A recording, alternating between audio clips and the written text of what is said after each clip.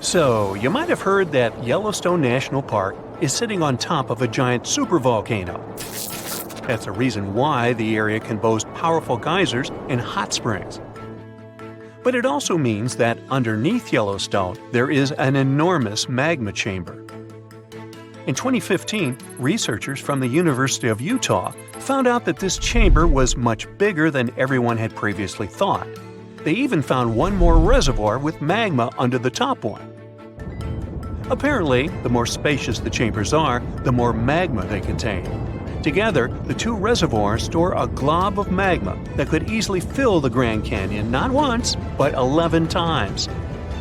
But you know the most worrying thing about the magma chambers? They tend to push against the ground above them. As a result, the land in Yellowstone rises about 1 to 2 inches a year. On top of that, Yellowstone has the status of an active volcano, and its volcanic explosivity index, yes, there is one, is 8 out of 8. Such a high number means that if this volcano erupted, it would be an apocalyptic event. To put it into perspective, the eruption of Pinatubo in the Philippines in 1991, which is considered the most powerful in living memory, was given a mere 6 on the volcanic explosivity index. Ha, loser. Now, let's figure out if there's anything to worry about. In March 2023, the University of Utah seismograph stations recorded 354 earthquakes in the entire region of Yellowstone National Park. Sounds like a lot. But keep in mind that the most impressive event of the month was a mini earthquake of magnitude 3.7. It was part of a swarm of 106 earthquakes that began on March 29th and continued until the end of the month. Yep, earthquakes apparently also come in swarms, so be aware. Experts say that Yellowstone's seismic activity is, well, kind of more active than usual, but it's really nothing serious. A geophysicist working at Yellowstone Volcano Observatory called Michael Pollan claims that the volcano won't erupt anytime soon. For this to happen, there must be enough magma ready to erupt beneath the surface. Whew. There should also be enough pressure to cause this magma to rise. But neither of these conditions exist today. According to the expert, Yellowstone is stable now. At the same time, Pollan and his team are keeping track of all kinds of underground activity, looking for warning signs of possible eruptions. Some of them can be the frequency of earthquakes and ground deformation. Thousands of mini earthquakes, coupled with extreme changes in the surface of the ground in that area, can be alarming. The team also monitors the temperature of the park's thermal features. That's another noteworthy sign of a potential disaster: park-wide changes in geyser activity, as well as gas and thermal emissions. So, despite the media claims that Yellowstone is due to erupt soon because the last eruption happened 70,000 years ago, that's not how volcanoes work. Experts say that it's one of the most popular misconceptions about volcanoes. They don't follow timelines. If a supereruption did happen, though, the most worrying thing for us would not be the lava flows, and not an earthquake that would most likely accompany the natural disaster. No, the worst consequence of such a supereruption would be ash and ashfall. Let's have a look at what it was like when the Yellowstone volcano erupted many years ago. There have been at least 3 supereruptions in the history of the volcano. The most powerful of them was 2,500 times more devastating than the terrifying eruption of Mount St. Helens in Washington state in 1980. As for the most recent supereruption, it was dubbed the Lava Creek eruption. It formed the Yellowstone caldera after spewing out an insane amount of dust, volcanic ash, and rock into the air. Recently, scientists have also learned about 2 other previously unknown supereruptions that happened around 9 and 8.7 million years ago. The younger of the 2 is now considered to be the largest recorded event of the whole Snake River Yellowstone volcanic province. Anyway, let's have a look at what was going on all those millions of years ago. Because I wasn't around then, so we're all assuming this stuff based on evidence. The first signs of the disaster appeared long before the catastrophe broke out. For thousands of years, the heat had been welling up from within the planet's insides. It had been melting rock beneath the planet's crust and leaving behind huge chambers. They were filled with a pressurized mixture of semi-solid rock, magma, water vapor, and different gases, including carbon dioxide. All this scorching underground soup was expanding since more and more magma arrived with time. The land over the volcanic system was rising upward almost unnoticeably. A year before the supereruption, Yellowstone gave a warning, a burp maybe, but that long ago there was no one who could interpret these signals. Plus, those alarming processes were mostly going on underground. For example, decompression releases gas bubbles. While bursting, such bubbles can often power particular kinds of eruptions. Months before the eruption, small-scale earthquakes became more frequent and more intense. The ground in many spots all over the supervolcano got hotter than it used to be. Surface lakes and groundwater also became warmer. If people had been around at that time, they would have noticed unusual steam fogging in that area. Not long before the eruption started, the growing pressure pushed the ground over the magma chamber up. This created a dome-shaped uplift. Narrow cracks started to open along the edges of this dome. Imagine opening a bottle of soda after you've shaken it. Something like that was happening near the volcano. Think Mentos and Diet Coke. The pressure was released through the fractures when gases were bursting out from under the surface. So right before the disaster, the ground around the Yellowstone volcano lifted. Geothermal pools and geysers heated up to boiling temperatures and got more acidic than usual. The magma started to rise toward the surface. At one point, the rock roof of the magma chamber couldn't resist anymore, and the eruption kicked off. Small but constant tremors began to move the ground days before the catastrophe. But the real shaking didn't start until several minutes before the eruption. With a deafening roar, a massive column of lava and ash hurled up into the air. Within several minutes, a pyroclastic flow rushed across the area at a hurricane-force speed. Such a flow is a liquid mixture of half-solid lava pieces, volcanic ash, and hot, expanding gases. It looked like an extremely hot, toxic snow avalanche. With a temperature of about 1,300 degrees, it was burning everything in its path. The volcano kept pumping ash for days on end. For all living creatures, ash fallout was one of the most dangerous consequences of the eruption. Volcanic ash turns into glassy cement within seconds of being inhaled. Most animals didn't have a chance to survive. Even thick trees started to collapse under the weight of this dense substance. It only took a couple of days until a thick layer of ash covered huge territories. After the ash got into the stratosphere, the temperatures all over the world started to drop. The eruption was rich in sulfur, which is an effective sunblocker. That's why it soon got so cold that there was no summer in the whole world for the next several years. Animals couldn't find food and clean water. This natural disaster, called the Gray's Landing supereruption, was colossal. That's how researchers described it in their recent studies. It affected a huge territory. The streams of lava enameled an area as large as New Jersey in scorching hot volcanic glass. It instantly sterilized the land surface, wiping out all the plant life that had been thriving there before. Now, if such an eruption were to happen these days, it would cover Colorado, Utah, and Wyoming with almost 3 feet of toxic volcanic ash. Many regions would be plunged into darkness. Even the coast, where most Americans live, would experience problems with the spread of the ash cloud. It would destroy crops and contaminate pastures, ruin power lines and electrical transformers.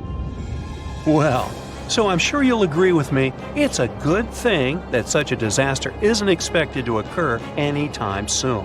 Hey, we got enough other stuff on our plate.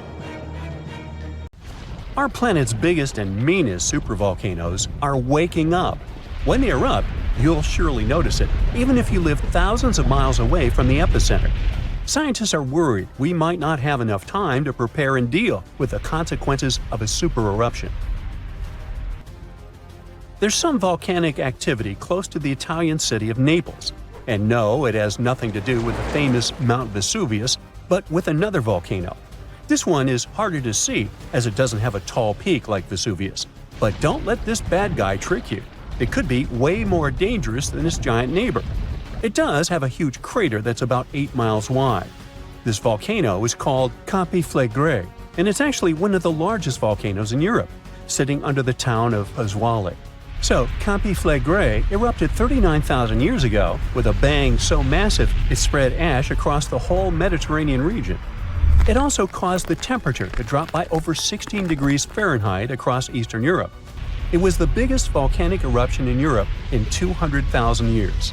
Since then, Campi Flegrei has had smaller eruptions, and the last one happened in 1538.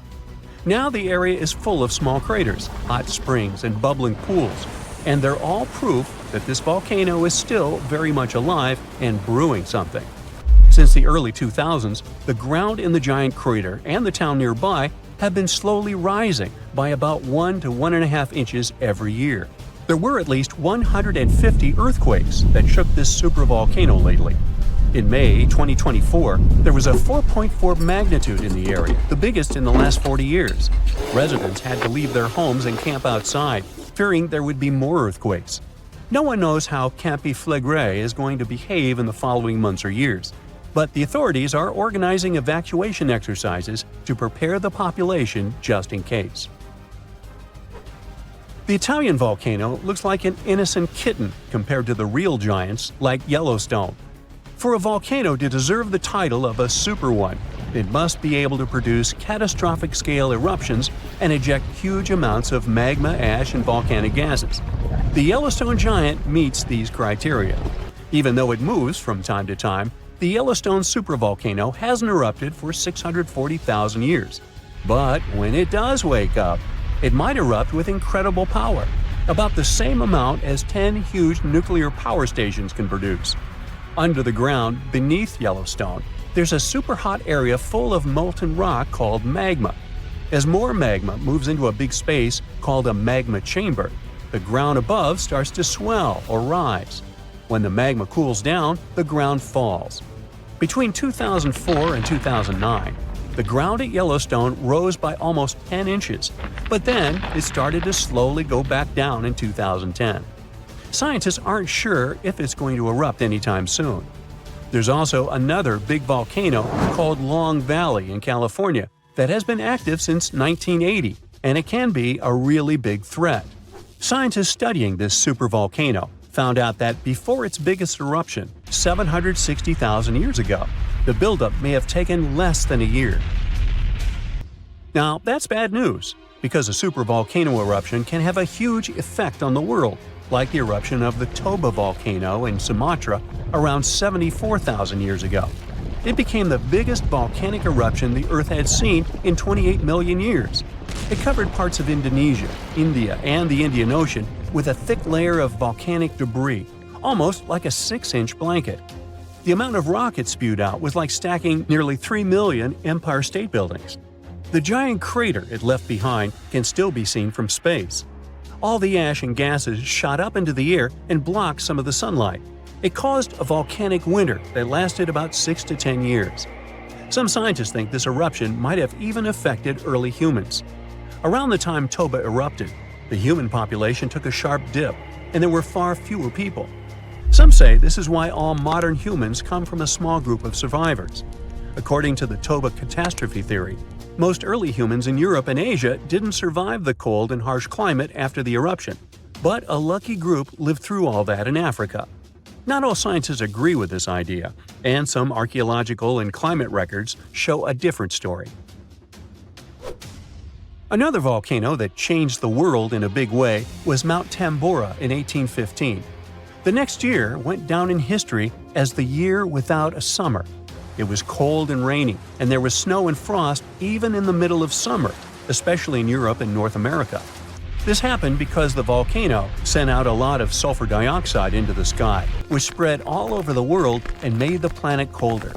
When Tambora erupted, it caused huge tsunamis that smashed homes and took the lives of around 10,000 people.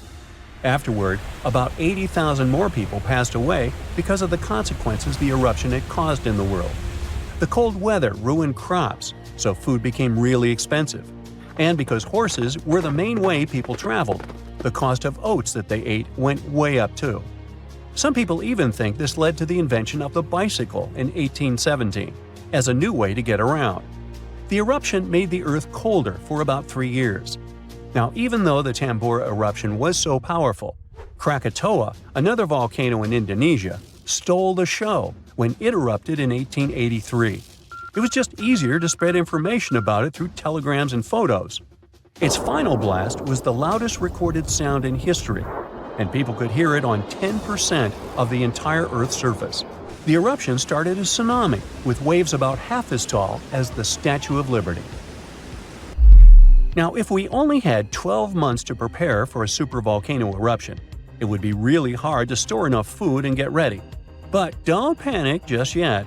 Supervolcano eruptions are very rare, and the last one happened 26,500 years ago in New Zealand.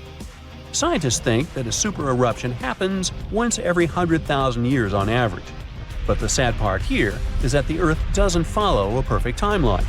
There could be clusters of super eruptions with shorter gaps between them and then longer quiet periods. Since there have already been 2 super eruptions in the last 100,000 years, there's always a chance one could happen again sooner than we expect. Plus, although there are places like Yellowstone and Long Valley where we expect volcanoes to erupt, there are less obvious possible hotspots. In Chile, there's a volcano called Laguna del Maule that has erupted in the past and left behind a huge crater. Over the last 20 years, the ground there has been swelling really fast, rising up to almost 1 foot a year. Some people are worried that this could be a sign of a big eruption coming. But scientists say there's not enough magma yet to cause a super eruption. In Bolivia, the Jutarancu volcano is also acting up. It's part of a group of volcanoes that have caused super eruptions in the past. Since the 1960s, the ground around Jutarancu has been lifting, but the last eruption was 250,000 years ago. Even though the magma might be rising, it's not enough to worry about just yet. The chances of a super eruption happening during our lifetime are 1 in 1,400, which is pretty low, so you don't need to worry too much. But just like someone wins the lottery every week with very small chances, a super eruption could happen sometime in the future, and when it does, we'll need to be prepared. In February 2025, scientists discovered something shocking about our planet's insides. We've long thought that Earth's inner core is a solid and stable sphere, but the truth may be quite different and a bit alarming. The recent study suggests that the surface of the core might be undergoing structural transformations right at this moment. Researchers from the University of Southern California have analyzed decades of seismic data and discovered that the surface of the inner core appears to deform under the influence of the outer core. We've observed such changes for the first time, but they're likely to explain some peculiarities in the rotation of the inner core. They could even be influencing the length of days on Earth. Now, the inner core of our planet, located about 3,100 miles below the surface, is traditionally described as a solid ball of iron and nickel. However, new data shows that its outer layer may be more malleable than expected. This discovery is based on the analysis of seismic waves from repeated earthquakes near the South Sandwich Islands. The researchers used enhanced resolution techniques to study these seismic signals.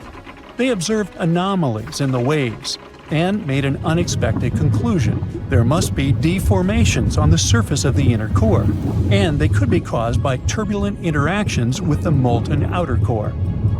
Now, this outer core, composed of liquid iron and nickel, has a highly important role.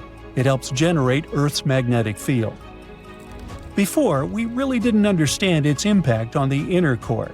But now, the new study shows that the turbulent movements of the outer core could disrupt the surface of the inner core, and that could cause changes in its shape. These disturbances might also explain the gradual slowdown in the rotation of the inner core. Scientists have been observing it since 2010. On the surface, we really don't notice these changes.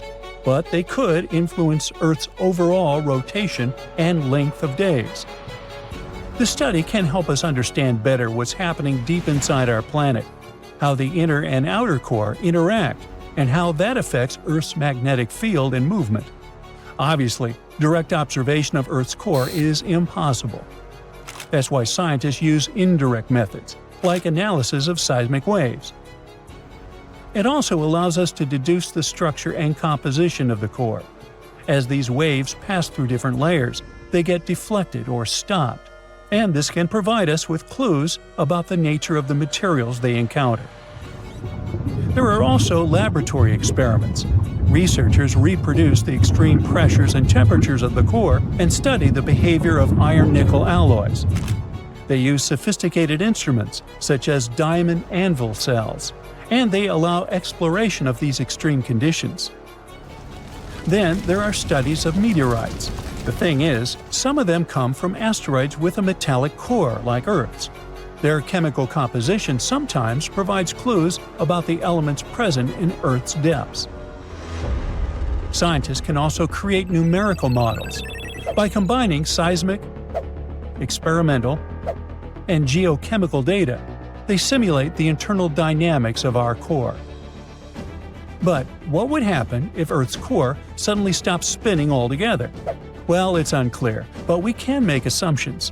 If it was just the solid inner core that stopped, the answer would be, not much. Even if it didn't just slow down its movements, which is happening right now, but stopped altogether, the main impact would be on the speed of Earth's rotation. Our days would get longer. Over time, it could weaken the planet's magnetic field, which would be bad news, but not as catastrophic as what would happen if the outer core stopped spinning. That's when things would get seriously bad. Without the rotation of the outer core, Earth would lose its magnetic field, and the loss of this protective shield would set off a catastrophic chain reaction. First off, tectonic plates would start colliding in chaotic ways. Imagine being on a bus when the driver suddenly slams on the brakes and you go flying into other passengers or on the floor. The planet would experience something similar, but with tectonic plates. Ew. These violent collisions would cause massive earthquakes along plate boundaries worldwide, shaking buildings, bridges, and roads. Water systems, electricity, and phone lines would be destroyed in the chaos. But this would only be the start. Without the magnetic field, cosmic radiation would start hitting Earth's surface. These high-energy particles from the Sun would interact with the oxygen and nitrogen in our atmosphere, damaging the ozone layer. This would allow even more radiation to reach Earth's surface, causing even more damage. Electronics would fail, power grids would collapse, and communication systems would go dark.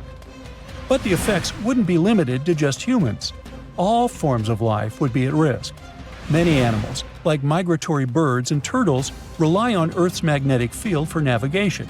With it gone, they would be completely lost. Birds would lose their sense of direction, and turtles wouldn't be able to find the beaches where they need to lay their eggs. Luckily, we don't need to worry about this apocalyptic scenario anytime soon. The outer core of Earth is very unlikely to stop spinning in our lifetime or ever. So for now, we're safe. But to truly understand Earth, you need to go 4,000 miles beneath our feet. Earth has four main layers, from the very center to the surface: the inner core, outer core, mantle, and crust. Now, except for the crust, no one has ever explored these deeper layers in person. The deepest humans have drilled is just over 7.5 miles, and that took 20 years to achieve. At the very center of Earth is the inner core, a solid metal ball about 758 miles in radius, which is about 3/4 the size of the Moon. It sits about 4,000 to 3,200 miles below the surface. Made mostly of iron and nickel, the inner core is incredibly dense. It spins a bit more slowly than the rest of Earth and is intensely hot, reaching temperatures of 9,800 degrees Fahrenheit. It's like the surface of the Sun. The pressure there is staggering, over 3 million times greater than the pressure we feel on the surface. Some research even suggests that there might be an even smaller, denser core inside the inner core, thought to be made mostly of iron. The outer core is also made of iron and nickel, but in liquid form. It sits about 3,200 to 1,800 miles beneath the surface. The heat here comes mostly from the radioactive decay of elements, like uranium and thorium, causing the liquid to churn in massive, turbulent currents. This motion creates electrical currents, which generate Earth's magnetic field. Interestingly, Earth's magnetic field reverses about every 200 to 300,000 years, and scientists are still trying to figure out exactly why it happens. The mantle is Earth's thickest layer, stretching almost 1,800 miles deep. It starts just around 19 miles beneath the surface. Made of iron, magnesium, and silicon, it's dense, hot, and semi-solid. To imagine it better, think about caramel candy. Like the outer core, the mantle also circulates, but it moves much more slowly. Closer to the upper edge of the mantle, between 62 to 124 miles underground, the heat is so intense that it melts rock. This creates a partially melted layer of rock called the asthenosphere. Geologists think that this soft, hot, and slippery layer is what allows Earth's tectonic plates to move and slide. Some of the diamonds we find on Earth come from the mantle. Most of these diamonds form at depths above 124 miles. But rarer, super-deep diamonds may form as deep as 435 miles. These diamonds are brought to the surface by a certain kind of volcanic rock called kimberlite. The outermost part of the mantle is cooler and more rigid, behaving more like the crust above it. Together, this uppermost part of the mantle and the crust are called the lithosphere. As for the crust itself, it's the outermost layer of Earth.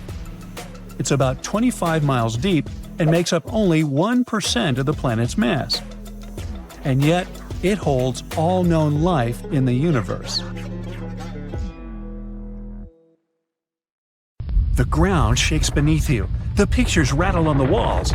You hear a rumble off in the distance. Then, boom, a deafening explosion. The shockwave blasts through the windows and sets off car alarms. You duck under the dining table for cover, but then you remember you live not far from a supervolcano in the middle of a tropical jungle. So, staying in one place isn't a good idea. The shaking finally halts. You take this chance to peek outside and see a giant cloud of smoke covering the sky. It's lunchtime, but you wouldn't know it. The sun is completely veiled and darkness falls. The power's out in the whole city. In this darkness, you see red molten lava shooting from the sky and spilling on the rim. You run outside along with dozens of your neighbors. Your priority right now? Find safe shelter and fast. You think about taking the car, but with everyone running on the road, that's a no-go. So you run on foot where the crowd is going. Supervolcanoes are in a league of their own when it comes to natural disasters. Surprisingly, it's not all about size or height. A volcano is dubbed super if it erupts more than 240 cubic miles of magma. That's more than enough to overfill Lake Erie. It must also have a history of erupting and a magnitude of 8 on the Volcanic Explosivity Index. The largest active volcano on Earth is Hawaii's Mauna Loa. It's so big, it would cover the entire state of Rhode Island plus some. And next time you see a commercial plane flying high in the sky, remember that 30,000-some-foot altitude is about as tall as Mauna Loa is from base to summit. It's technically taller than Everest when you measure it like that, yet it's not considered a supervolcano. So you're running along the dark road not knowing and barely seeing where to go. Then, all of a sudden, a massive flaming boulder smashes through the bridge in front of you. You and everyone else are now stranded on the side of the volcano, as it's getting more chaotic each second. Most of the crowd disperses, finding their own ways to safety. You remember there's a way to the other side not many people know about, but you'll have to cross a raging river through the dense jungle. You calm what's left of the crowd, and everyone follows you to your secret getaway. You finally get out of the city limits and head into the jungle. With the sky already dark, the tall trees and thick leaves make it almost pitch black. Everyone gets out their phone flashlights to navigate through the dark path. You all need to stick together and make sure nobody gets lost. Suddenly, fiery rocks strike the trees not far from you. Everyone jolts and tries to rush ahead, but nowhere is safe when it's raining scalding fire all around. You and your group have to pick up the pace or else. Imagine a typical avalanche or mudslide, very dangerous situations on their own. Now, imagine an avalanche of lava rocks and lava sliding down a mountain instead of mud. That's what's making its way towards you right now. More and more people catch up with your group and bring news that the entire neighborhood is submerged in lava. It's traveling quicker than you thought. You can never really predict how fast a lava flow will be until you see it. It all depends on how thick it is and how steep the mountain slope. Lava can move slowly at about 20 feet a minute, a fraction of the average person's walking speed. Or it can flow as fast as 30 miles per hour, which even the fastest person on Earth can't outrun. But the lava isn't even the most dangerous problem. If you didn't have protection, the gases spewing from the eruption would fill your lungs, and those spread faster and further than the lava flow. Your eyes and throat would be itchy. You'd get a headache, dizziness, increased heart rate, difficulty breathing. The worst would be passing out from the lack of oxygen. Luckily, everyone managed to grab their gas masks before leaving their homes. You're now entering the treacherous terrain of the jungle and the danger zone. Everyone's phone batteries are giving out one by one, so your vision is even more limited. The terrain is tougher and you can't hear any sounds from the river. At this point, you're not even sure if you're going the right way. But your instincts tell you the deeper you go, the safer you'll be. The path is muddy, and the vines are hindering everyone's movements. That's when you hear something big running through the jungle. It's coming up on you fast. You can't see a thing until it's right up on you. A bear! And there goes a rhino. Wild cats, domestic cats, dogs, different creatures of all sizes and species. They all come running through the jungle right past you. You and your fellow humans aren't the only ones fleeing from the eruption. The rumbling is still going on. Before you know it, a shower of fire rock strikes right behind you and ignites parts of the jungle. There's no going back. Everyone picks up and runs for it. You hear thunder in the distance. A flash of lightning lights up the dark sky. You think, finally, some rain to wash away this fiery nightmare. But that's not a regular storm brewing. These giant smoke clouds can mimic a thunderstorm under similar conditions. Your luck finally pays off. You hear the river straight ahead. You reach the bank and have to hop on some stones to get to the other side. You almost slip when someone from the group catches you just in time. Whew, that was too close. Not far down the river is a large waterfall leading straight to a shallow lake with sharp rocks at the bottom. The ash from the lava falls like snow, covering most of the trees and landing on the river. Ash is one of the most dangerous things about volcanic eruptions. You're soaked to the bone, but it's a lot better than ash and smoke. And then the rest of the group follow. The next thing you know, the river starts steaming as lava meets the bank and runs into the water. You try your best to speed things up. The lava can heat this water up to dangerous levels, and there are still people slowly crossing the river on the slippery rocks. Luckily, you manage to get everyone across. Well, almost everyone. You turn around and see someone's leg got caught between two rocks. The lava continues to pour into the river. You can feel the heat of the steam. You rush back to this person and try to pull them out. Their leg won't budge. Someone else from the group comes to help, and you're finally able to pull them out in the nick of time. You and everyone else, now exhausted from your trek, keep going as far as possible. That's when you see the main road that connects you to the broken bridge. There are others on the road that got out safely, and even some cars filling up with survivors and heading fast out of the area. The volcano is still spewing lava, and the entire city is flooded with it. What was once your town now looks like a giant burning lake. Planes and helicopters can't fly because of the smoke and ash, so don't count on an air rescue. You're still at risk even though you're on safer ground, so it's still too early to celebrate. Everyone continues to move away from the city. The further, the better. The ground continues to shake, but this time it's even more intense than before. supervolcanoes are powerful enough to cause many earthquakes. But it's a good thing you're out in the open, far from the buildings and debris in the city. Now, back to reality. Rest assured that a volcanic eruption of this intensity won't happen for a very long time, as in millions of years. Besides, thanks to warning systems and humanity's preparation for such an event, it's extremely rare for even a regular volcano to do as much damage as it could. So, don't scratch Yellowstone off your travel list just yet. Hey, can you lift a truck with your hands? No? Shocker. But let me introduce you to nature's original strongman, the ocean, which casually tossed 700-ton boulders around like they were pebbles during a mega tsunami that hit Africa thousands of years ago. This wasn't just a bad day at the beach. This mega tsunami was so powerful, it made the 2004 Indonesian and 2011 Japanese tsunamis look like kiddie pool splashes. Now, to give you an idea of how terrifying regular tsunamis already are, the Japan tsunami produced waves 133 feet tall. The Indian Ocean tsunami was slightly smaller, but it took over 200,000 lives across many countries. Now imagine something way worse. You see, for a long time, scientists thought waves that big were just science fiction. But then they found these enormous boulders, massive chunks of rock, flung far inland, and did the math. It turns out only waves around 800 feet tall could have pulled off that kind of rocky vandalism. And the culprit? A volcano that literally fell apart into the ocean and triggered one of the most powerful tsunamis Earth has ever seen. Usually, tsunamis are blamed on underwater earthquakes, tectonic plates getting into slap fights. But volcanoes?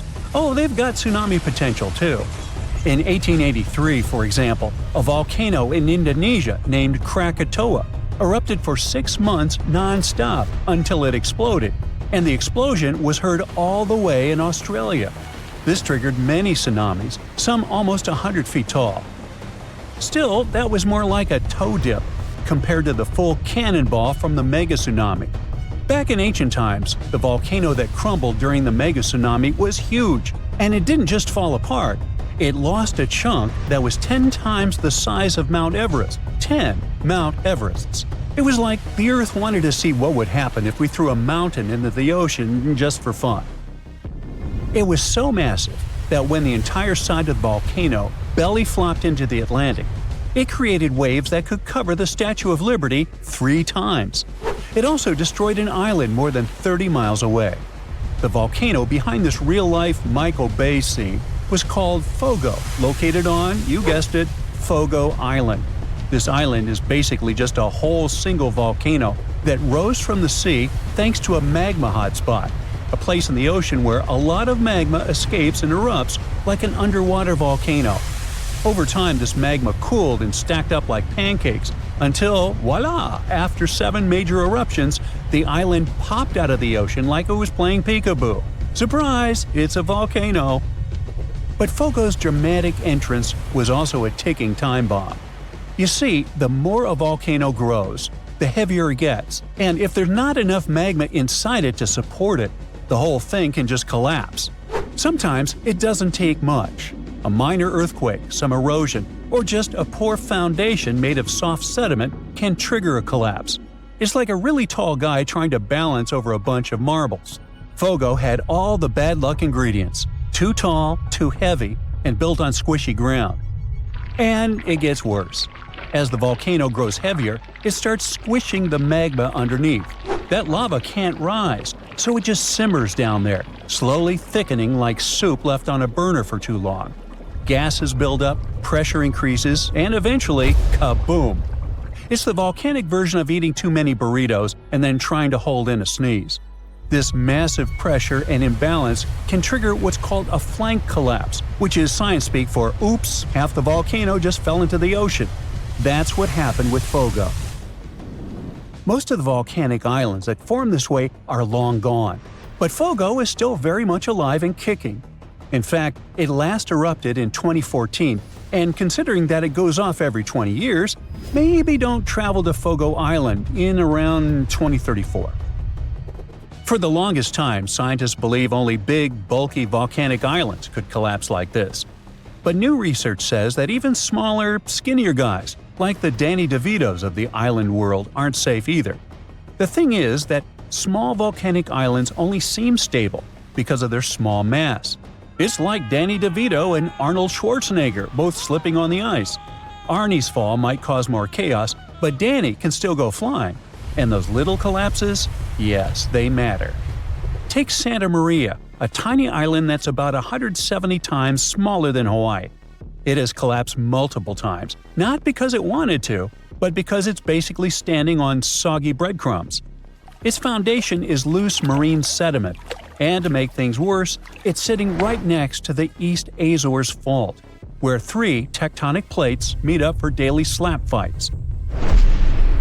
This fault is responsible for many earthquakes and even some tsunamis that happened in Lisbon in the past, so you can imagine what it's like living right above it. Every time the volcano in Santa Maria erupts and grows, it also sinks. But when a chunk collapses, it bounces back up like a buoy. This seamount to island again roller coaster means that Santa Maria has popped in and out of the ocean like a submarine playing peekaboo. And with every peak comes a potential tsunami. Another volcano with similar trust issues is Pacaya, located in Guatemala. Between 2011 and 2013, scientists spotted strange movements in the soil, tiny shifts that suggested something underneath was getting restless. Sure enough, in 2014, Pacaya erupted. Luckily, it didn't collapse, but that risk still looms, especially if magma gets trapped in it like it did with Fogo. The consequences could be explosive, literally. In fact, about 1,000 years ago, Pacaya experienced a collapse that sent debris avalanches more than 15 miles away. Since then, it's rebuilt itself like a fiery phoenix, but it could still crumble again. That's why volcanologists obsess over the tiniest wobbles. It's not paranoia if the mountain really might fall. Now you might be thinking here, okay, but that was the past. Surely that kind of ridiculous mega tsunami collapse can't happen again, right? Well, welcome to the 21st century. Islands like Hawaii, La Palma in Spain, and various parts of the Caribbean are sitting on the same kind of geological whoopee cushions. All it takes is the right combo: loose foundation, steep slopes, maybe some trapped magma, and boom, flank collapse. In fact, it's already happened recently. In 2018, Anak Krakatau, the volcanic baby of the infamous Krakatoa, lost a big chunk of itself during an eruption. It caused a tsunami, but it was more awkward than devastating, like a volcano losing its pants on stage. Embarrassing, but survivable. But that's just amateur hour compared to history's real showstoppers. Ritter Island's 1888 collapse was so intense that the island literally got shorter. It went from being more than 2,000 feet tall to a mere 460 feet. But the record holder is the legendary Latua Bay megasplash from 1958, where a 7.8 magnitude earthquake triggered a massive landslide that sent a wave taller than the Empire State Building roaring through Alaska at highway speeds. Strangely enough, only 5 people lost their lives here, but on the other hand, the destruction path it left behind can still be seen today, all the way from space. Melting glaciers and ice caps can make volcanoes collapse too. When they melt, there's a sudden decrease in pressure on Earth's crust that can destabilize entire volcanoes. It's called isostatic rebound. It's like suddenly yanking a chair out from under someone who's been sitting still for centuries. Whoops. Also, here's something you probably never thought you'd worry about on your island getaway. Some volcanic islands grow outward as lava pours into the sea, creating unstable platforms known as lava deltas. These deltas can collapse without warning, taking newly formed land, and sometimes tourists too, right back into the ocean. No pressure though, just thought, maybe you want to stay off steaming new land. So yeah, next time you're lounging on a beachy volcanic island thinking, wow, this place is paradise, just remember, it might also be a ticking geological time bomb with a flair for the dramatic.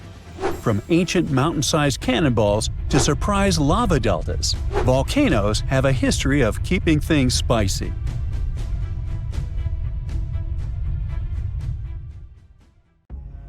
It's 9:59 a.m. when a man is jolted awake in his bed by a powerful, mysterious force. While he's trying to figure out what's going on, a giant 100-foot-tall column of water is already surging toward his hometown. In 20 minutes, most of his friends and family members will lose their lives when a sky-high wall of water sweeps away buildings, trees, and cars. And it can happen to you at any given time. It's the day after Christmas in 2004. Thousands of tourists from Europe and America are enjoying tropical beaches in Thailand, Sri Lanka, and Indonesia when a powerful undersea earthquake strikes off the western coast of northern Sumatra, Indonesia. It's a 9.3 magnitude earthquake, the most powerful ever recorded in Asia. It triggers one of the largest tsunamis in history, the Boxing Day tsunami, which will take the lives of 230,000 people within a few hours. The city of Banda Aceh in Sumatra, Indonesia, home to 260,000 people, is the closest to the earthquake's epicenter.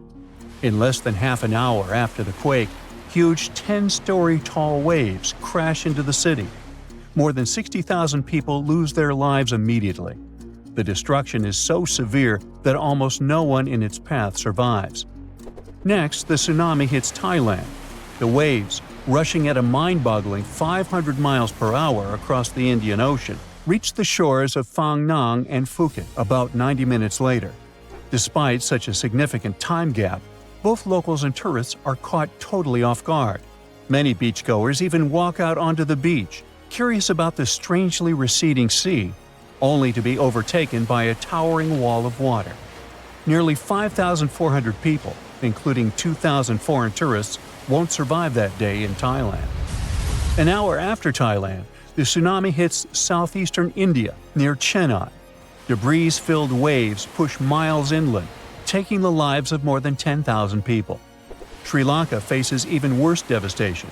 The island will lose over 30,000 people, and hundreds of thousands will become homeless. The tsunami's incredible strength is evident even far away. 8 hours later, it claims its last victims in South Africa, 5,000 miles from the quake's epicenter. There, rogue waves catch swimmers off guard. Researchers from NOAA's Center for Tsunami Research explain that the destruction was due to the sheer power of the earthquake. It originated from a megathrust fault. That's where heavy ocean plates dive beneath lighter continental plates. These faults are the largest in the world and lie underwater. The 2004 earthquake ruptured a 900-mile stretch of the Indian and Australian plates, 31 miles beneath the seafloor. Plus, instead of one quick jolt, the quake lasted for 10 minutes and released an unimaginable amount of energy. During the shaking, massive sections of the seafloor moved upwards by 130 feet. That's a lot. Such a sudden movement set colossal waves rippling across the ocean. Imagine it like dropping a massive pebble into the water. The thing is, tsunami waves aren't like those surfing waves you may imagine. No, they look like a fast-moving whitewater river that floods everything in its way. If you get caught in those raging waters, it's almost impossible to survive. If the powerful currents don't pull you under, floating debris will. That's the reason why, during earthquakes, there are usually many injuries and fewer lives lost. With tsunamis, it's the opposite. There's way fewer injuries than fatalities because it's too hard to survive. Catastrophic tsunamis like the one in 2004 are rare. That's why India and Sri Lanka had no record of such disasters. This lack of experience, combined with the absence of warning systems, made the consequences of the disaster even more tragic. People didn't feel the earthquake because they were far from the epicenter. And with no natural warning signs, no official alerts, and no history of tsunamis, the waves that hit crowded coastlines had devastating effects. By the way, the Pacific Ocean, the largest ocean on Earth, is where most earthquakes and tsunamis occur. Locally damaging tsunamis strike somewhere in this ocean about once every 1 to 2 years. 76% of the recorded fatal tsunamis happened in the Pacific. And 99% of tsunami casualties are caused by local or regional tsunamis, which occur more often and hit quickly. But then a question arises: could a tsunami as devastating as the Boxing Day one happen again? Unfortunately, the answer isn't very straightforward. A warning system has indeed been established in the Indian Ocean. Its goal is to alert coastal nations of potential tsunamis. But human behavior is still a critical challenge. This became clear during a real-life test in 2012. That's when many residents of Banda Aceh, Indonesia, simply ignored evacuation towers after a tsunami warning. People never seem to learn, huh? The Indian Ocean Warning Network uses undersea pressure sensors placed near tectonic plate fault lines. These sensors detect any changes and transmit data to surface buoys, which then send it via satellite to control centers on land. Authorities analyze the information and decide whether to issue warnings and evacuate at-risk areas. Aceh, located on one of the world's most active fault lines, implemented additional safeguards. They installed sirens in coastal cities, and people get alerts on their cell phones. Plus, there are evacuation towers, reinforced concrete structures capable of holding 500 people. They are special safe zones. Authorities did test how well prepared people were. In 2009, 18 Indian Ocean countries participated in an evacuation drill, simulating a large earthquake. Thousands of coastal communities took part in this drill, and officials concluded that the exercise had been a success. Fast forward to the system's first real test in April 2012. An 8.6 magnitude undersea earthquake west of Aceh triggered tsunami warnings. And even though there were no significant waves, the whole situation revealed critical flaws. Many residents ignored evacuation towers, choosing instead to flee by car or motorbike. This led to citywide traffic jams, with people getting stranded in areas vulnerable to a potential tsunami. It was chaos. Some residents even went back to the beach to look for the signs of a tsunami, which is a life-threatening mistake. So apparently, there is still a lot of work to do when it comes to tsunami survival. But what you need to know by heart is the signs of an impending tsunami. First of all, it's severe ground shaking. Strong earthquakes near coastal areas can generate tsunamis. If you notice that water on the beach starts to recede at an alarming rate, exposing the ocean floor, reefs, and stranded fish, run. Then there might be unusual ocean sounds. Keep in mind that a loud roaring noise, resembling a train or jet engine, may accompany an approaching tsunami. If you notice any of these warning signs, do not wait for official evacuation orders. Leave low-lying coastal areas immediately and move to higher ground as fast as possible. If you're at home, make sure your family members know about the tsunami and follow official guidance. You should remember that locally generated tsunamis may strike within minutes. You have to act quickly. If it's a distant tsunami, you may have more time to evacuate. If you don't have an opportunity to move inland, hide in high reinforced concrete buildings. Avoid staying in small buildings or homes in low-lying areas. If you're on a boat, stay offshore. Tsunami activity isn't as dangerous in deep water, so avoid returning to port during a tsunami warning. If you're already in port, check with harbor authorities for guidance. If it's possible to move to deep water, do it in an orderly manner. It may be safer for small boat owners to leave their vessel and move to higher ground. And always, prioritize moving to higher ground over saving your belongings. If you live in a coastal area, you can take some measures to protect your property in advance.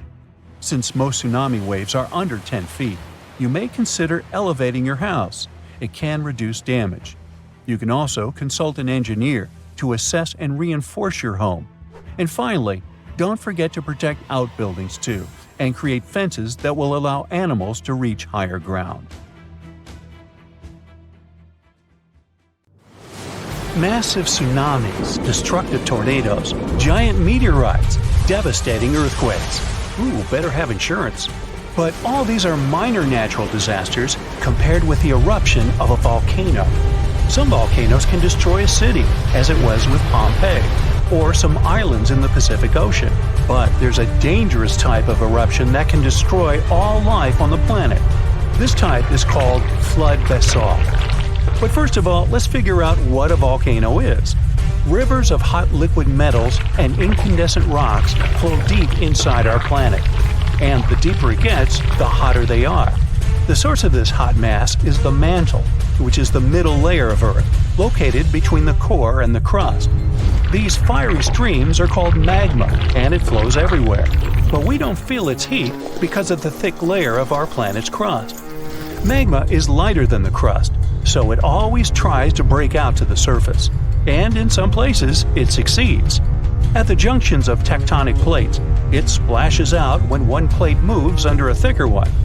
When magma reaches the surface, it becomes lava. This substance burns the ground around and cools down quickly. It hardens and forms a new layer of rock. The following splash of magma falls on the top of this layer. Thus, a mountain appears layer by layer over millions of years. And in its mouth, a fault of tectonic plates splashes out magma. This mountain is called a volcano. It spits lava and ash into the sky, then falls asleep and wakes up again during seismic activity. Now imagine that several giant volcanoes begin to splash out an infinite amount of magma. It just doesn't end and covers an entire continent. This is a flood basalt, and one day it did happen.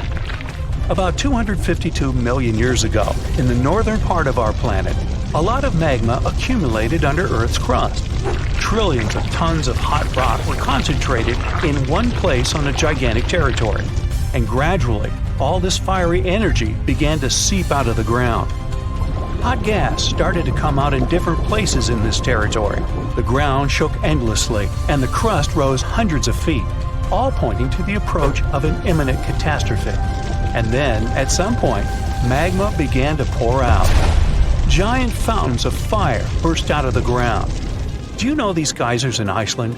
So imagine the same things, but dozens of times higher and with hot lava and ash instead of water and steam. The ash and lava flows were so strong that they reached the clouds. Under Earth's crust, there was a gigantic bubble of magma, and it squeezed out fiery jets under the pressure of rock and ground. The rift was getting bigger. Magma was flowing out everywhere. It began to fill the entire North Continent. The flood of lava spread wider and wider. The streams of molten rock seemed endless. Layers of molten basalt rock overlapped one another, forming a giant tsunami of lava 160 feet high. It poured out of the ground for hundreds of thousands of years, flooding forests, rivers, lakes, and meadows. At the same time, billions of tons of volcanic ash rose into the sky, which could lead to a volcanic winter, since sulfur dioxide in the ash reflected the sun's rays. This might have lowered the temperature on the continent by several degrees. Then, dust and ash probably condensed and formed giant clouds that watered the surface with toxic acid rain. But after that, the cooled lava formed a giant thick shield, preventing magma from seeping out of the endless fire bubble. The global catastrophe was over, but only for a short time. Trillions of tons of magma were still flowing under a thick layer of solid basalt. The fiery rivers couldn't reach the top, so they spread out to the sides. As a result of this expansion, huge nets were formed under the thick rock. They ran in different directions like a spider web and heated Earth's crust. Gases started coming out from under the surface again. More and more energy accumulated there, until an explosion of unimaginable force occurred. In addition to magma, carbon dioxide and ash escaped to the surface. They filled the atmosphere and caused the greenhouse effect.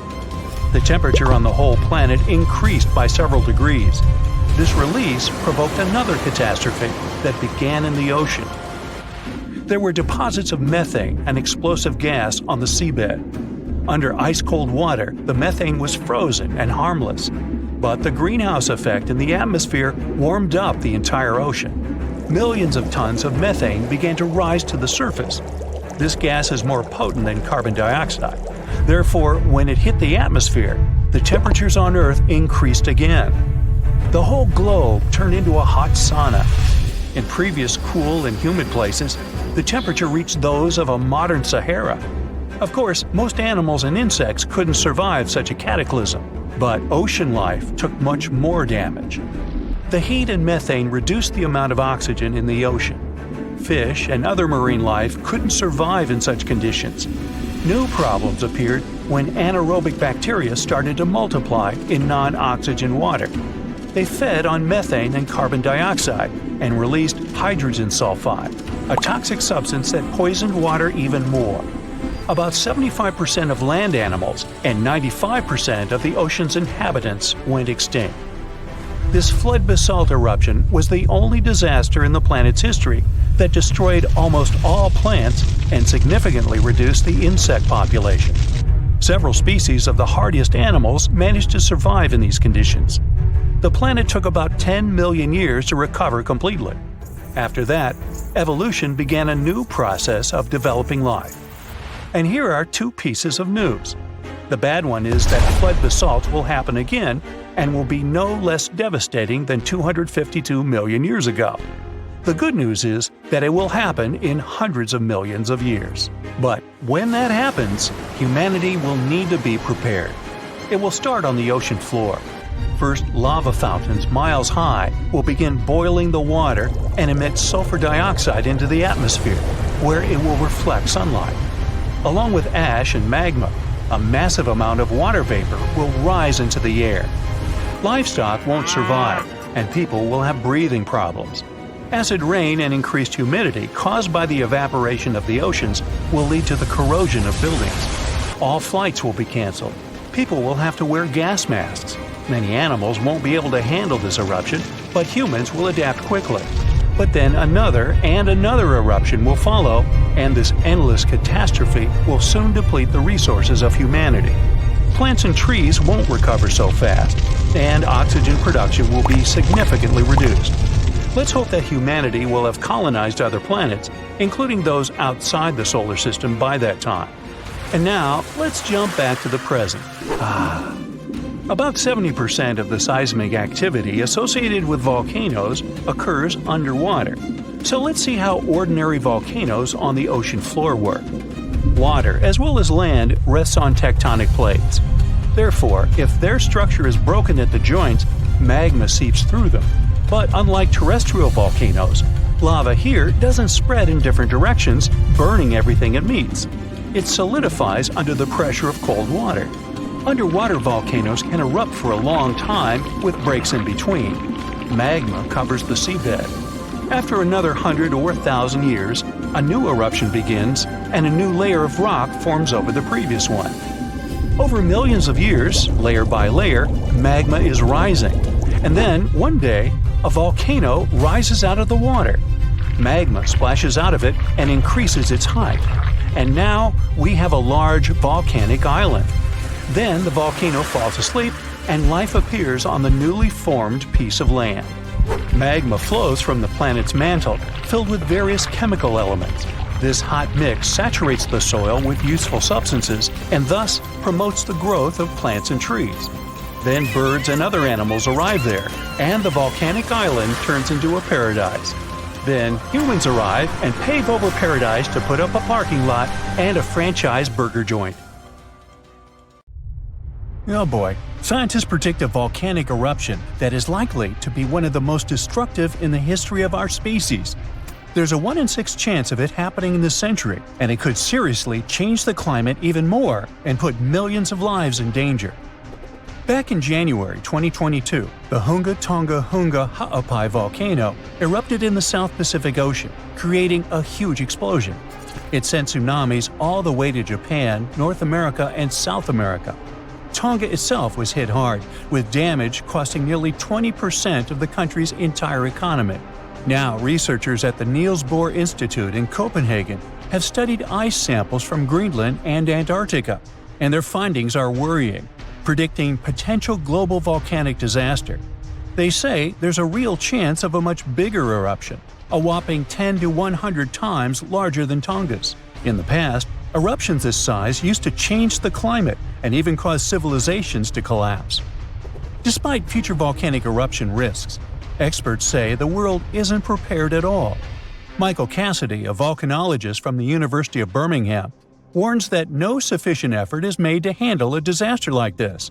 He says that NASA and other space agencies spend billions on asteroid defense.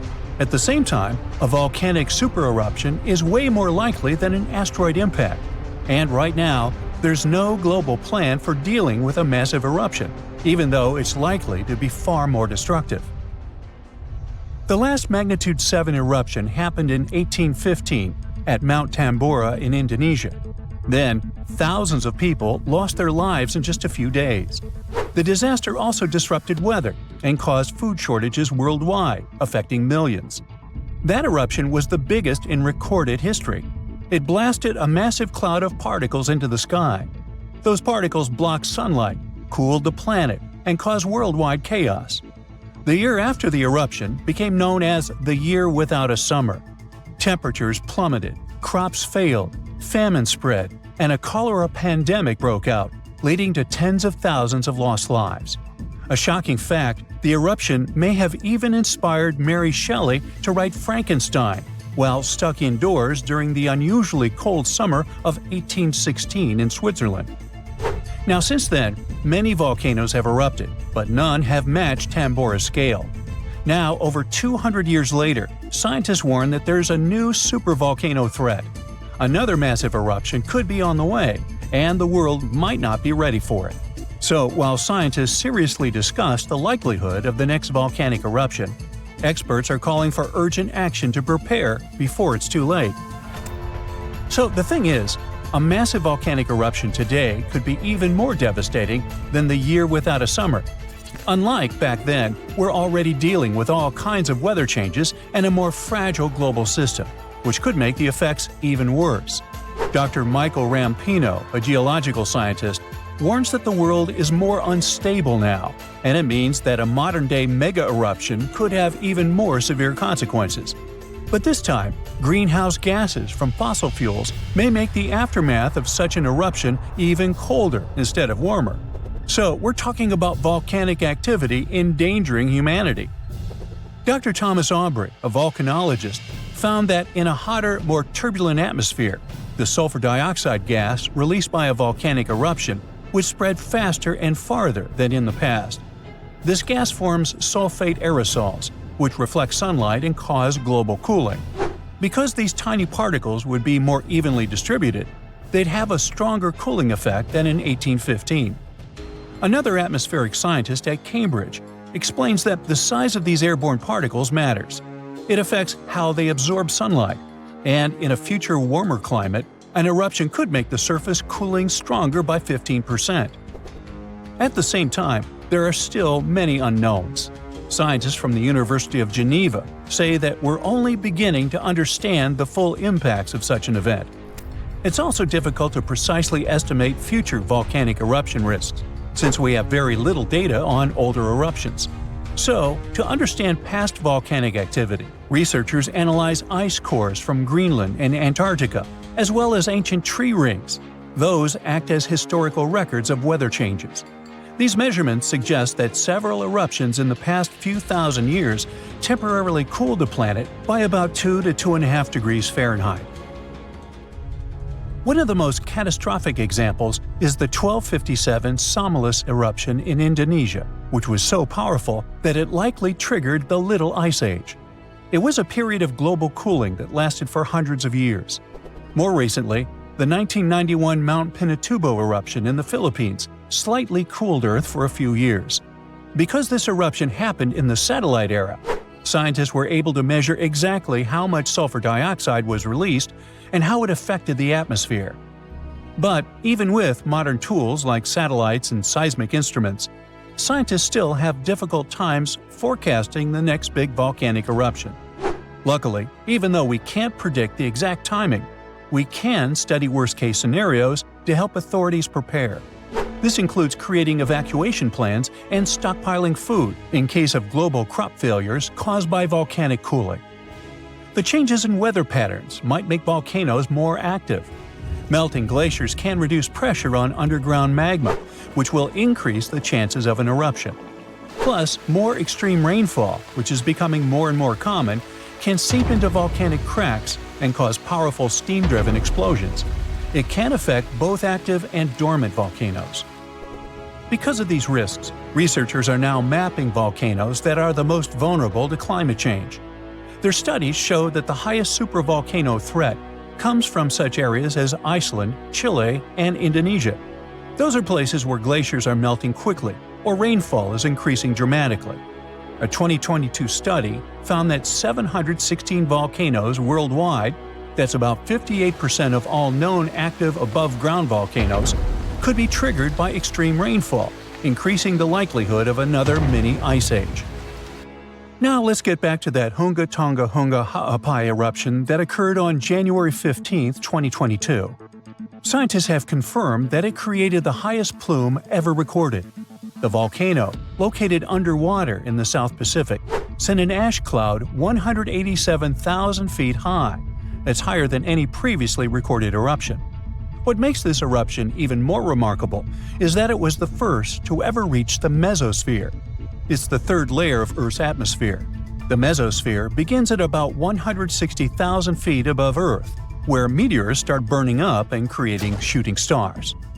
To measure the plume's height, researchers from the University of Oxford and RAL Space used data from 3 geostationary weather satellites. Before this, the record for the highest volcanic plume was held by Mount Pinatubo's 1991 eruption in the Philippines, which reached 131,000 feet high. Interestingly, this kind of measurement was only possible thanks to modern satellite technology, and a decade ago, no one would have been able to do this. Another volcano we should mention in relation to a potential global volcanic disaster is located on Iceland's Reykjanes Peninsula. Its latest eruption happened in November of 2024, leading to evacuations in nearby areas. The eruption began just after 11 p.m. with little warning. The volcano released orange lava from a nearly 2-mile-long fissure. Authorities ordered evacuations for about 50 homes and guests staying at the Blue Lagoon Spa Resort, a popular tourist destination southwest of Reykjavik. While air travel was not affected, officials still warned of potentially dangerous gas emissions spreading across parts of the peninsula, including the nearby town of Grindavik. Grindavik, home to 3,800 residents, has repeatedly witnessed volcanic activity, and past eruptions even damaged its infrastructure and forced evacuations. For example, in August 2024, a 2.5-mile-long crack opened at the Sunthunkangigar crater near Grindavik. It led authorities declaring a state of emergency as lava flowed in multiple directions. Fortunately, Iceland's meteorological office reported that the latest eruption was significantly smaller than the one in August. Geophysics experts conducted aerial surveys and figured out that the situation appeared less intense than the previous eruptions. These days, Grindavik is not at risk, but the possibility of further developments cannot be ruled out. Scientists predict more volcanic eruptions. Phew, you could finally send that last report for the day and breathe out.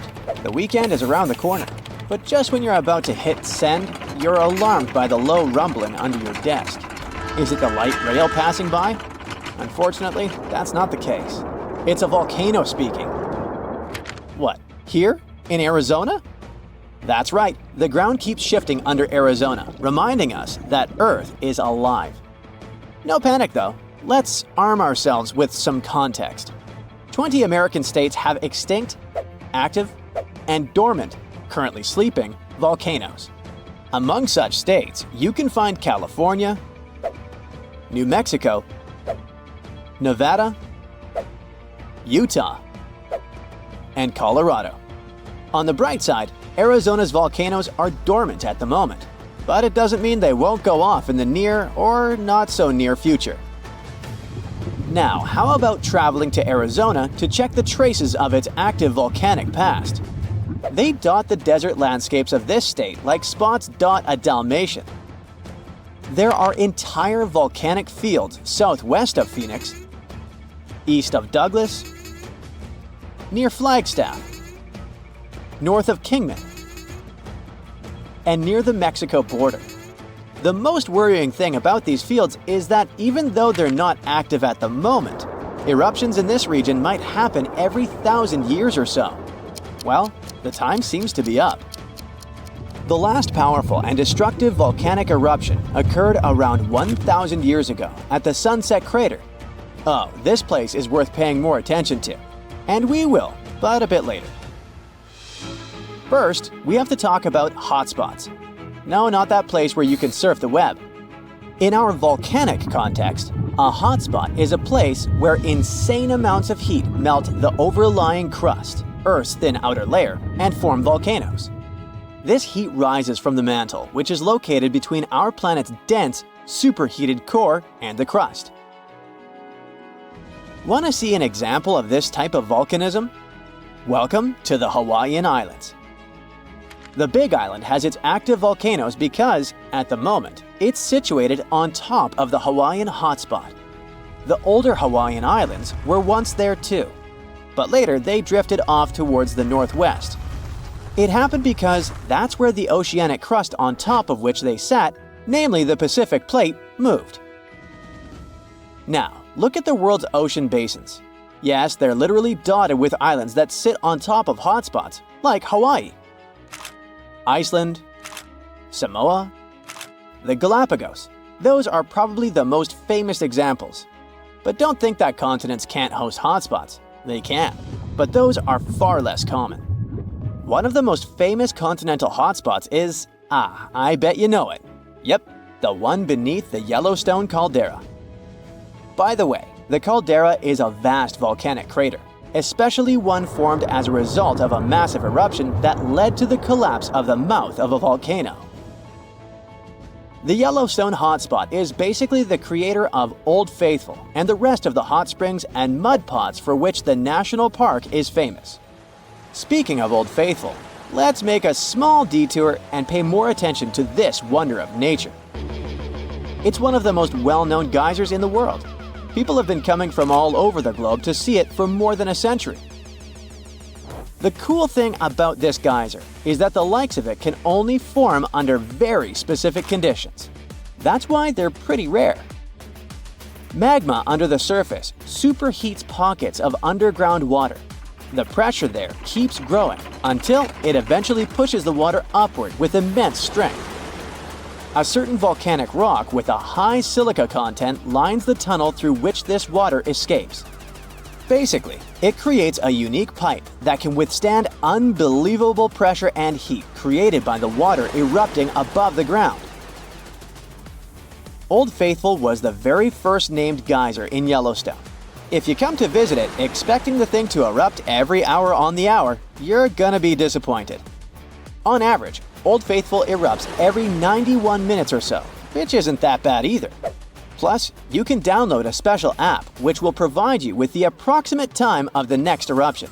But be very careful while visiting and stay away from the site. The water erupting from the powerful geyser reaches 204 degrees Fahrenheit. The steam is even more scorching, up to 350 degrees Fahrenheit.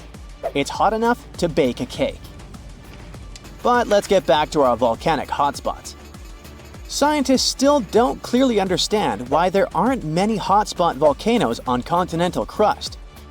One reason might be that the continental crust is much thicker than the oceanic crust, which is about 4 times as thick on average.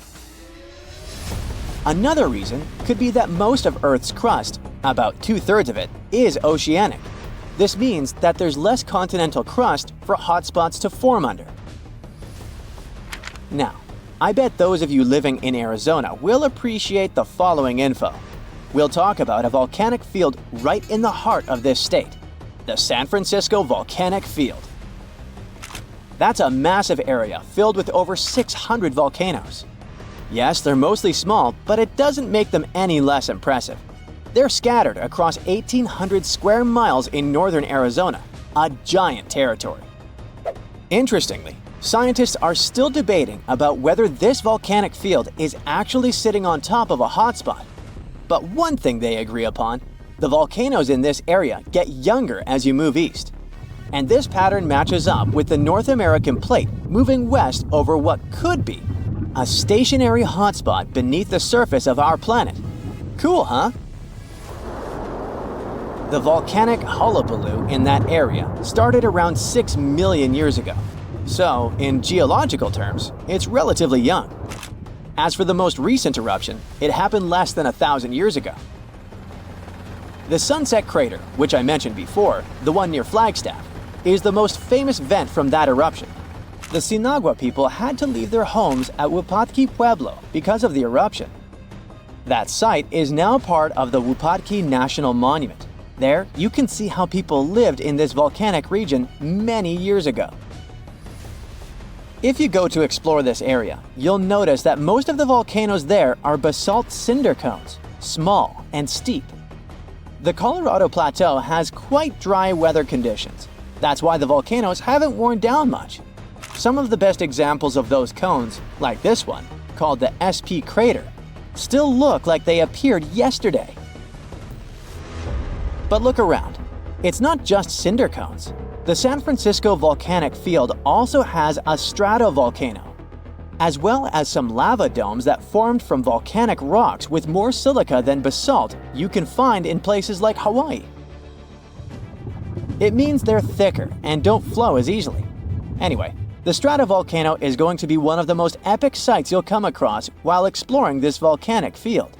Well, not the stratovolcano itself, but the San Francisco peaks, the remains of that giant formation. They stand tall at more than 12,600 feet. That's 4.5 Burj Khalifas placed on top of one another. It makes the peaks some of the biggest landmarks in northern Arizona. They're not only stunning, but also sacred to the Native American people who have lived in the area for many generations. Now, unlike those super active volcanoes in Hawaii, the San Francisco volcanic field takes its time, thousands of years between eruptions. But you shouldn't relax just yet. Geologists say another eruption is likely to happen one day. It will probably occur in the remote eastern part of the field, away from big towns. Phew! And if that next eruption is anything like the one that formed Sunset Crater, it would be quite the show. Lava fountains and rivers of lava flowing. At the same time, the next eruption might not happen for centuries, maybe even millennia. Until then, the San Francisco volcanic field will remain a hidden gem of volcanic history, waiting for its next fiery performance. Frankenstein, unreasonably cold weather, and tons of lava. What do these things have in common? They all trace their origins back to Mount Tambora. This volcano in Indonesia had such a massive impact that the aftermath could be felt in Switzerland even a year later. And these spots are thousands of miles apart. Soon, we might be facing something similar again. Stick around, because I'm about to reveal the exact spot where the next eruption is expected to happen in 2025. Back in 1815, Mount Tambora erupted with unprecedented force, sending a colossal cloud of fine particles into the atmosphere. This cloud reflected sunlight, leading to global cooling and even the year without a summer in 1816. Temperatures plummeted, crops failed, and families worldwide faced food shortages, compounded by various health issues.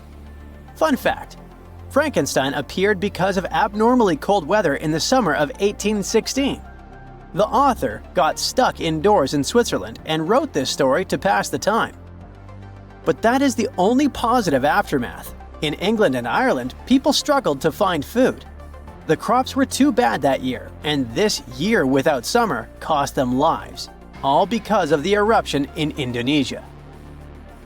While many other volcanoes have erupted since then, none have had consequences as dramatic as Tambora. However, climate professor Marcus Stoffel from the University of Geneva believes potential serious eruptions aren't just a matter of luck, it's only a matter of time. So it's up to us. We can sit back and wait for the inevitable, or we can start preparing today. This future eruption will happen in a world that's vastly different from the one in 1815. Not only is our planet more densely populated now, but we've also experienced irreversible changes that affect our daily lives. Now, if you think volcanoes are always the bad guys, think again. They've actually played a crucial role in shaping our planet. They help with land formation, atmospheric development, and climate modulation. Just look at Yellowstone, for example. When thick lava oozed to the surface, it spread across the landscape and transformed the area forever. When volcanoes blow their tops, they release a mix of lava, ash, and gases, including carbon dioxide. But don't worry, compared to the emissions from fossil fuels, the amount from volcanoes is pretty tiny. What scientists are really keeping an eye on is sulfur dioxide, because it can have a big impact on our climate. When a major volcanic eruption happens, it can send sulfur dioxide soaring into the stratosphere, which is about 7 miles up in the atmosphere. Once there, it transforms into tiny aerosol particles that scatter sunlight, helping to cool the planet. This cooling effect isn't immediate though. Those particles can hang around for a couple of years and even circulate all around the globe. Nowadays, we've got special equipment to monitor sulfur dioxide emissions from space.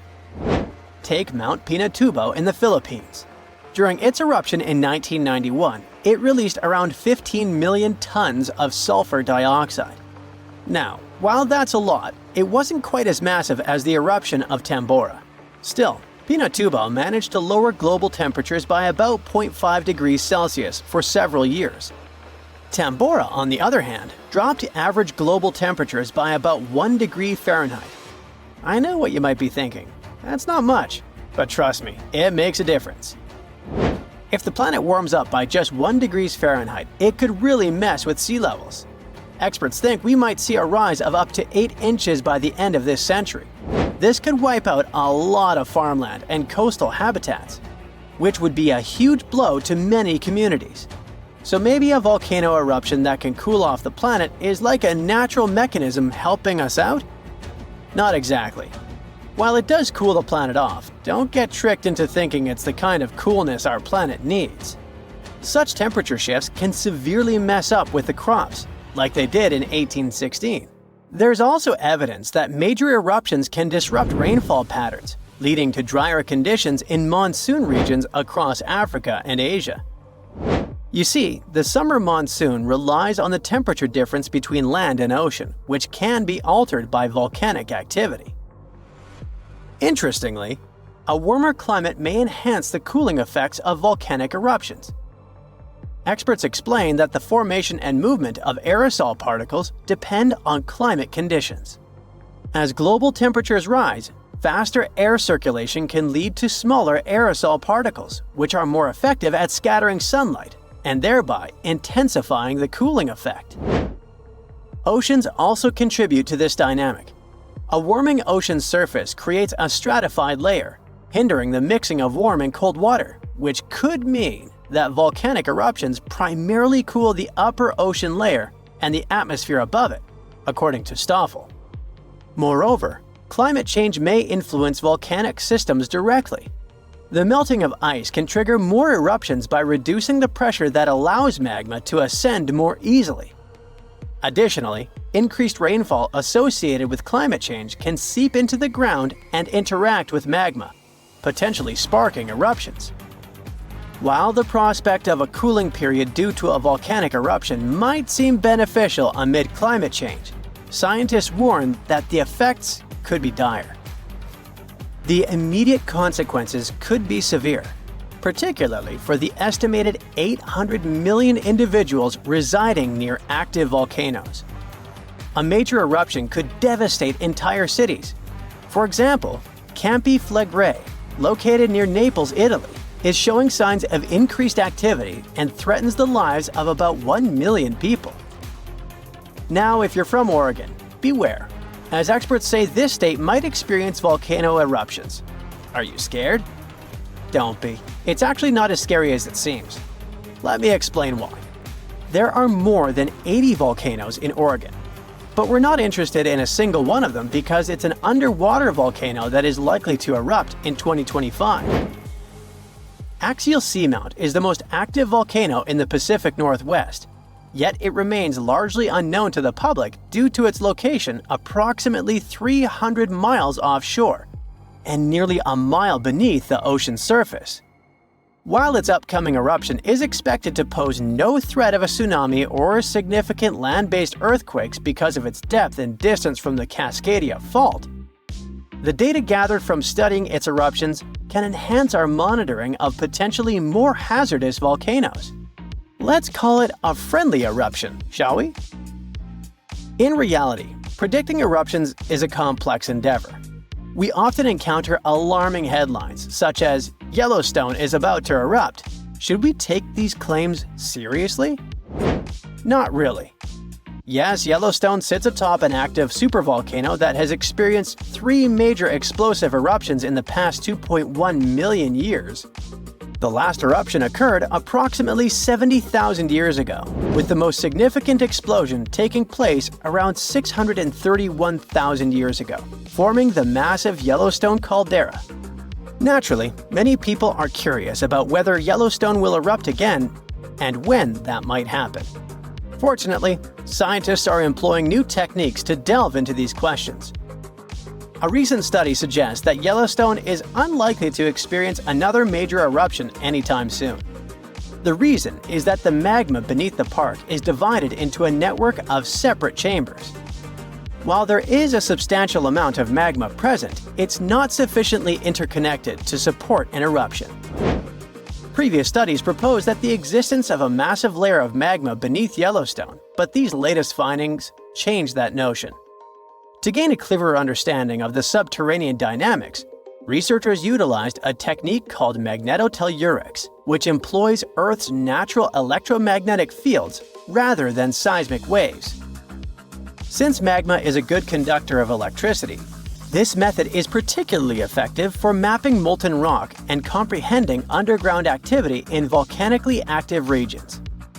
By using magnetotellurics, scientists created a detailed map of the magma under Yellowstone, enabling them to make more informed predictions about future eruptions. But what will happen if an eruption similar to Mount Tambora occurs? By and large, there will be huge climate chaos. Yeah, the best scientists are looking for the solution should it really happen, but they don't have it yet. So technically, we're not ready for the second Mount Tambora. But for now, we're pretty much safe. No major eruptions are predicted. Whew! In November 2020, a wave the height of a 4-story building was recorded off the coast of Vancouver Island, Canada. The team at Marine Labs, the company that operates the buoy that got caught in it, couldn't believe the data they saw. Everything was normal, then, unexpectedly, a vast force came, pulled the buoy down, and then sent it up to a peak before taking it even deeper. The probability for such a huge wave to form is once in 1,300 years, so they had to be sure it wasn't a technical mistake. Marine Labs sent the data to a rogue wave scientist at the University of Vancouver. They analyzed and validated the findings and shared them in February 2022.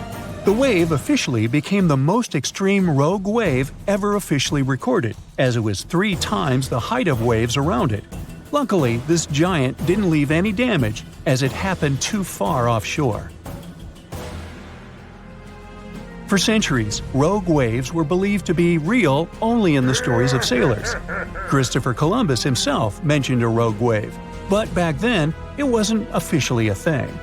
In August 1498, he was on his 3rd expedition to the Americas. As they were passing through a strait near Trinidad, a huge wave lifted the boats. They managed to survive and continue the journey, and the area is still known as the Mouths of the Dragon, named this way by Columbus. Back in 1826, a French scientist and naval officer was crossing the Indian Ocean on his ship, the Astrolabe. They got caught in a terrible storm and witnessed several waves over 80 feet tall. One of them was the height of a 10-story building. The crew lost one of its members, but the 4 of them, including the captain, made it to land and spread the story of the gigantic waves. But back then, scientists were sure waves couldn't be taller than 30 feet. So everyone took this story as a tale. Witnesses shared many other stories of giant waves coming out of nowhere, but scientists officially recognized the first rogue wave only in 1995. It went down in history as the Doppler wave, or the New Year's wave. This sea monster of the North Sea hit the Norwegian gas platform Draupner on New Year's Day. It reached a height of 84 feet. The waves surrounding it were twice as small. The rig was built to withstand waves up to 64 feet tall and had the most advanced sensors for its time. It became a sensation in the scientific world because it wasn't like any other type of wave they'd studied before. So they gave rogue waves an official definition. It's a wave more than twice as tall as others around it.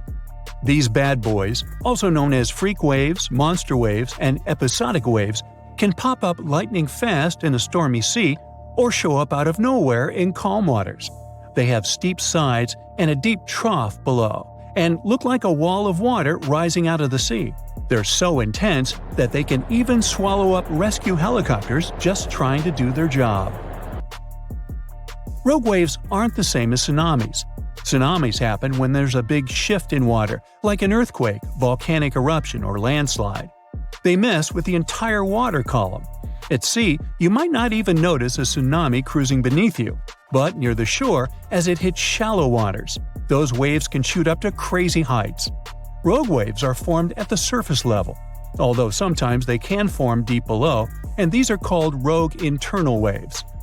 Scientists and sailors singled out some statistics. Rogue waves more often form when wave trains run into fast ocean currents. The coast of South Africa is one good place for that. There are concerns that these water beasts may happen more often in the future because there's more energy in the atmosphere and ocean. It means larger and more frequent rogue waves and more ships lost at sea. Rogue waves aren't limited to oceans and can even occur in lakes. Lake Superior witnesses something that got the name Three Sisters. It's a series of three large waves, one after another. The second wave covers the ship decks before the first one is gone. The third wave jumps in and adds extra water. These three sisters overload the ship. There's a theory that this phenomenon took down the steamship Edmund Fitzgerald in 1975. Rogue waves are also dangerous because they form rogue holes in the water. When the wave builds up, it draws in all the water around it. So, near the base, these holes can be very deep. If the bow or stern of a ship ends up in one, the ship can instantly sink. Some oceanographers believe that rogue waves are to blame for the disappearance of ships in the notorious Bermuda Triangle in the Atlantic Ocean. Storms from several directions converge in this mysterious area, so rogue waves are more likely to gain force here. And because they can reach a height of 100 feet, they can theoretically bring down an airplane, not just ships. There are two main theories trying to make sense of how rogue waves happen. First up, we've got the linear addition theory. Imagine waves cruising through the ocean at their own speeds. Now, when these waves cross paths, they team up and become stronger, cooking up a rogue wave. Then there's the nonlinear focusing theory. It says waves like to roll in groups, and when they spend time together, they share some energy. Sometimes, this energy exchange turns into a rogue wave. To predict the formation of these freaky waves, scientists would need an innovative radar system to keep a constant eye on the waves near a boat. They'd collect all the data and toss it into a fancy math model that paints a real-time picture of what the ocean surface looks like at that very moment. This model would need to do new calculations of the surface situation every 5 minutes. It would let the crew know if there were any extreme waves coming up in the next several minutes. Such a system doesn't exist yet, but as scientists measure more rogue waves, mathematicians may find a way to alert us of the upcoming rogue waves rising out of the water. Sometimes you can hear the term sneaker wave as a synonym for rogue waves, but oceanographers claim there's a difference. Rogue waves occur mostly in the ocean, and sneaker waves build up at the shore. They're also known as king waves and sleeper waves, and they roll up much faster than usual waves when they approach the beach. They always appear without warning after smaller waves and can be powerful. They can carry swimmers further away into the ocean. But the worst part is, they can also sweep you off your feet and into the water when you're casually strolling on a jetty or the beach, or on an outcropping nearby. Oregon State University researchers found that sneaker waves form in offshore storms that carry wind energy to the ocean surface. With all that energy, several waves unite and overlap into one beast that stands higher and goes further ashore than a regular wave. Another thing that makes them more dangerous is that, just like rogue waves, they're hard to predict. Fishers, surfers, and others who spend a lot of time by the water normally know when and what to escape when it comes to big waves. With sneaker waves, that logic doesn't work. There is no set time of the year when they're more active either. But putting together some data shows you're more likely to experience one of those somewhere between April and October, and the peak would be in October and November. Sneaker waves carry huge amounts of water, sand, and gravel. Those can fill up your shoes in a matter of seconds and sweep you off your feet if you're unlucky enough to be ashore at that moment. These sea monsters also have the power to move huge logs, which carries another hazard. The last time this volcano erupted was about 500 years ago, but recently, small tremors have grown really frequent, to such an extent that scientists have been recording more than 1,000 a month. I'm talking about the Campi Flegrei supervolcano in Italy. At one point, just a few weeks ago, the area was rattled by a 4.4 magnitude earthquake with 150 tremors in just one night. It was the strongest earthquake in over 40 years. A lot of locals spent the night in their cars, but in the morning, the shakes were followed by another earthquake, a bit weaker with a magnitude of 3.6. So, is Italy in danger? Well, the quake itself wasn't big enough to cause serious damage, but it evoked a lot of panic. At the moment, local authorities are working on grandiose emergency plans. If worse comes to worse, they'll have to evacuate hundreds of thousands of people. One of the reasons is the proximity of this area to Naples with more than 3 million inhabitants. At the moment, they're even considering an option of paying people to leave their homes. Right now, schools remain closed in the Campi Flegrei area. The authorities are allocating more than 500 million euros to ensure the safety of buildings and constructions in the area. A yellow alert is still in place in the region where 80,000 people live. There's the so-called red zone, which is the most dangerous area. There are 1,250 houses in this red zone, and all of them will be at high seismic risk if an eruption begins. Plus, more than twice as many will be at medium risk. Italy is a country prone to seismic activity, and Pozzuoli is a densely populated area that is located on one of the most dangerous supervolcanoes in Europe. Campi Flegrei has 24 hidden underground craters and dwarfs the better-known Vesuvius. Yes, the very volcano that wiped the ancient Roman city of Pompeii off the face of the earth in 79 CE. This city thrived near the base of Mount Vesuvius at the Bay of Naples. In the time of the early Roman Empire, 20,000 people lived in Pompeii. They were merchants, manufacturers, farmers, and others. The soil in the region was rich and fertile, so there were lots of orchards and vineyards. Strangely, no one knew that this black earth was the legacy of an earlier eruption of Mount Vesuvius. The area was a favorite summer destination for rich Romans. Sadly, at noon on August 24, 79 CE, all this prosperity came to an end. The peak of Mount Vesuvius exploded, sending a 10-mile-high mushroom cloud of ash and pumice into the stratosphere. For the next 12 hours, the eruption was wreaking havoc on the city. Volcanic ash and a hail of pumice stones, some of which were 3 inches in diameter, showered Pompeii. It forced the city's occupants to flee in terror. Around 2,000 people holed up in stone structures and cellars, paralyzed by fear. They hoped to wait out the eruption. Who knows? Maybe if they had decided to leave the city immediately after the beginning of the eruption, they would have had some chances to survive. A westerly wind protected the city from the first stages of the eruption. But soon, a giant cloud of hot ash and gas rushed down the western slope of Vesuvius. It engulfed the city, burning everything in its way. This disastrous cloud was followed by a flood of volcanic mud and rock, which completely buried the city. As if the volcano was making sure no one would survive, a cloud of toxic gas poured onto the city. finishing the lives of a few survivors on August 25th. A flow of rock and ash followed.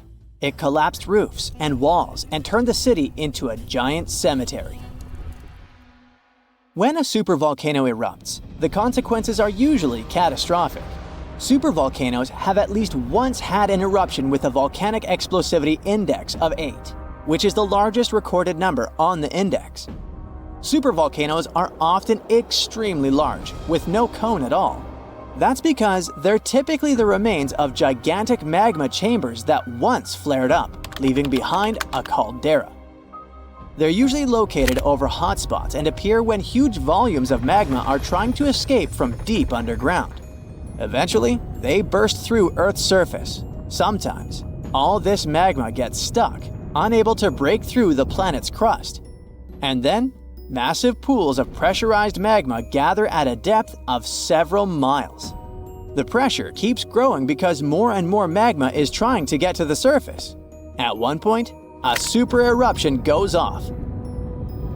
The most recent super eruption happened in New Zealand. Well, when I say recent, I meant around 26,500 years ago. That's when a supervolcano beneath the surface of Lake Taupo spewed into the air more than 300 cubic miles of ash and pumice. Imagine 500,000 Great Pyramids of Giza flying up into the air at the same time. That's how incredibly powerful that eruption was. But the most exciting and confusing thing about the eruption was that the Taupo volcano didn't simply go off like many others. At first, everything was going as usual. Tons and tons of pressurized magma had built up under the surface, and the pressure was getting higher and higher. But after the rock cracked and the first portion of lava rushed out of the crater, something went wrong, and the supervolcano took a break. Only several months later, the disastrous eruption shook the ground. Thousands of tons of lava, rocks, and ash flew high into the atmosphere. The unusual pattern of Taupo still confuses scientists. The Indonesian eruption at Toba caldera 75,000 years ago was the largest eruption in the last 2 million years. Experts estimate that the eruption could have released hundreds of thousands of tons of sulfuric acid, which might have even caused a several-degree cooling of the planet's surface. But nowadays, the impact is hard to detect because of glaciers that covered the ground afterward. There are also several so-called supervolcanoes that haven't lived up to this name yet because they've never produced any super eruptions. For example, in 1883, Indonesian volcano Krakatoa went off. The power of the eruption tore the volcano's walls open, and cold seawater rushed into its molten insides. The difference in temperatures made the volcano blow up with a deafening boom. It was clearly heard 3,000 miles away in Australia. It earned the blast the title of the loudest sound in history. But even though the consequences of this event were truly catastrophic, it still turned out not powerful enough to be called a super eruption. It only had a volcanic explosivity index of 6. Then, there's also Mauna Loa. It's a shield volcano, which means it won't produce explosive eruptions, but its sheer size makes this monster of a volcano extremely dangerous. At the moment, the volcano seems to be at peace with its surroundings. Research equipment doesn't show any signs of activity on Mauna Loa, but if Mauna Loa did suddenly erupt, lava flows could reach the ocean and the most populated and touristy places like Captain Cook very fast, in a matter of hours. The last time the volcano erupted, lava got as far as the outskirts of Hilo on the other side of the island. That's where the University of Hawaii is located. Luckily, people had a few weeks' warning to get ready for the disaster. Over its recorded history, Mauna Loa has been erupting pretty regularly, almost every 6 years. On the bright side, big island volcanoes including Mauna Loa aren't really very volatile. That's because they're shield volcanoes. These volcanoes got such a name because they aren't really very high and resemble a warrior's shield placed flat on the ground. Shield volcanoes are formed by very fluid lava. It travels way farther and forms much thinner flows than the lava erupted from a stratovolcano, which is conically shaped and tall. like the infamous Krakatoa in Indonesia. So, if Mauna Loa erupts, there probably won't be ash clouds or tons of debris. The most dangerous thing will be lava. Since Mauna Loa is a shield volcano, its lava is extremely fluid and voluminous, which allows it to flow far and fast.